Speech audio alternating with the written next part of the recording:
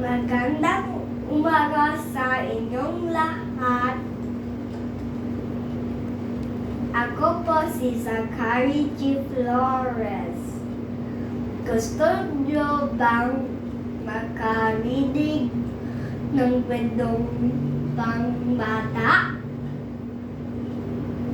Ang aking kwento ay tungkol sa isang langgam at tipaklong. Magandang ang panahon mainit. Ang sikat ng araw, mga balabag ay gising na gising na si langgam. Nagluto siya at kumain. Nang sandali pa, lumakad na siya. Kaya nagtaktik. Naghanap siya ng pagkain. Isang puti nagbigas ng nakita niya pinasan na ito at tinala kanyang bahay. Nakita niya si Tipaklong. Magandang umaga, kabigang langgam pati ni Tipaklong. Kay! Bigat ng inyong talapakit pa. Wala kanyang tinma kundi nagpakain. Oo nga, nag-iipon ako ng pagkain.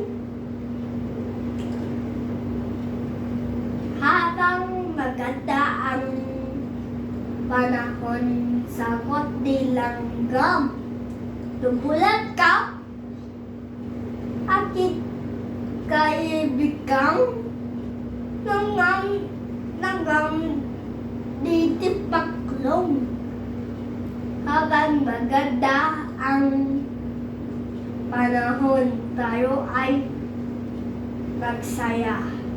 Lika, tayo ay lubukso. Tayo ay kumanta.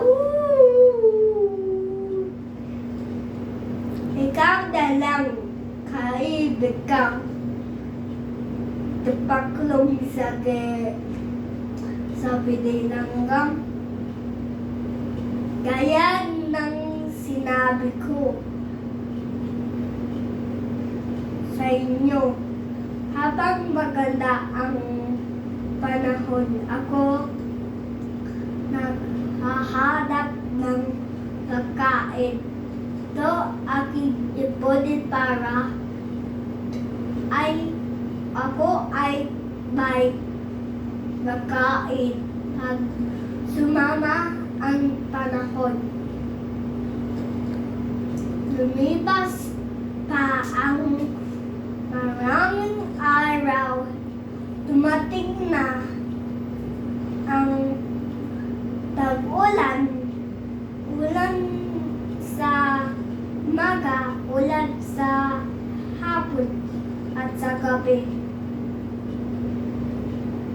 Umulan pa rin at dumating ang panahong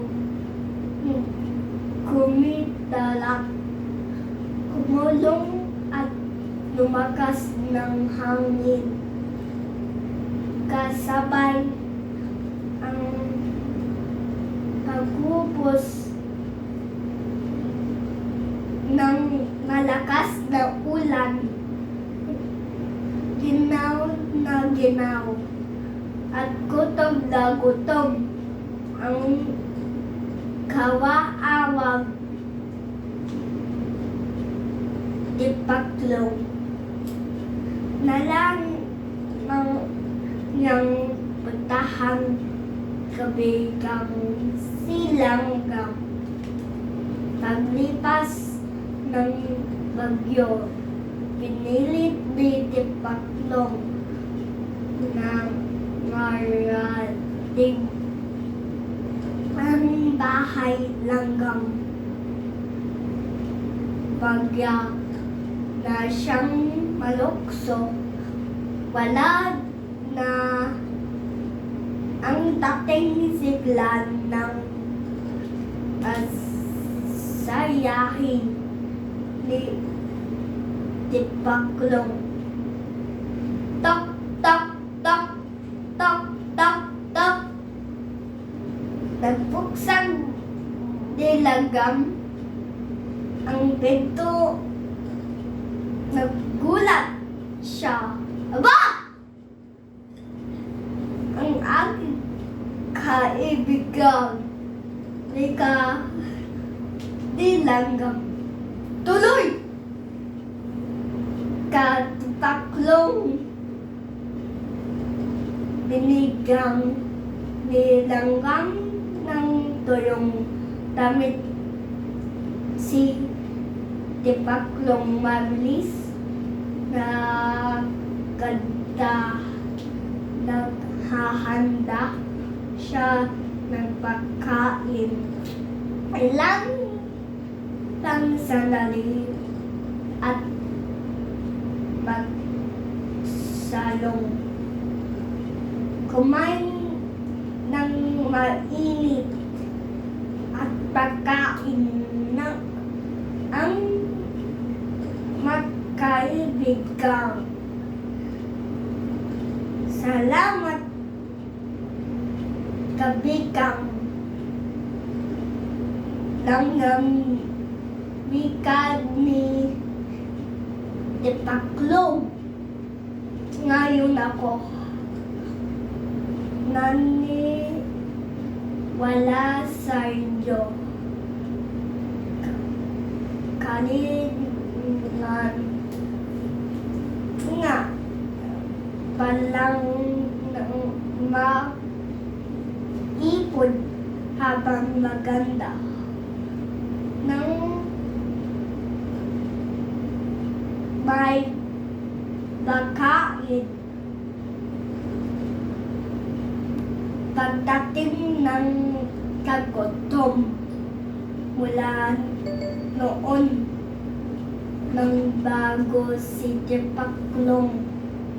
Pagdating tag-init at habang maganda ang manahon ay kasama na siya ang kadasyang kabigang si Langgam natuto siyang gumawa at higit sa lahat natuto siyang ay umpok. Aral nagupok. Habang maganda ang sitwasyon upang handa sa Ubari Sulari sa Narok. Maraming salamat.